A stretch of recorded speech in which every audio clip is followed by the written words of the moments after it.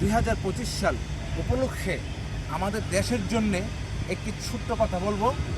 কি কথাটা সেটা হলো, আমাদের বাংলাদেশে এখন প্রচণ্ড জ্যাম। সেই জ্যামটা সমাধান কি? আমি একটু গবেষণা করে দেখেছি যে বাংলাদেশে এই যে আমার গাড়িটা, এটা একটা অকটেনে চলে।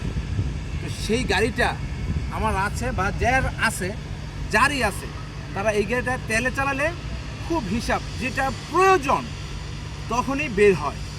আর আমাদের প্রাইভেট কার বাংলাদেশে অন্তত আমি মনে করি যদি সিএনজি এলপিজি দেওয়া বন্ধ করে শুধু তেলে চলবে গাড়ি, পার্সোনাল গাড়ি যার আছে শুধু তেলে চলবে, দেখবেন বাংলাদেশের গাড়িগুলো প্রয়োজন ছাড়া কখনো বের হবে না।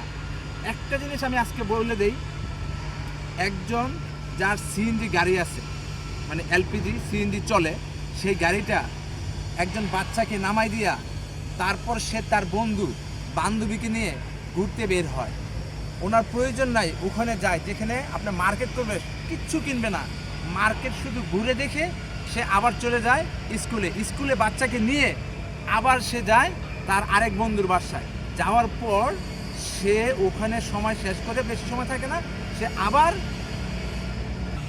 তখন সে কাজ অতটুকু শেষ করে একই গাড়ি ঢাকা শহরে সেম 4 বার 5 বার শুধু প্রয়োজন কি তার বাচ্চাকে স্কুলে দেবে, সে বাসায় চলে যাবে স্কুল শেষ করে। কিন্তু সেটা না করে একই গাড়ি ঢাকা শহরে 5 থেকে 10 বার পর্যন্ত, যতক্ষণ পর্যন্ত তার গ্যাস প্রয়োজন আছে 500 টাকার, সেই গ্যাসটা শেষ না হওয়ার আগ পর্যন্ত রাস্তায় শুধু একা ওই গাড়িটা নিয়ে ঘুরে, একজন একটা গাড়ি নিয়ে ইউজ করে।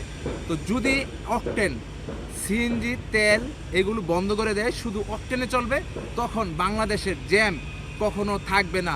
This is my challenge.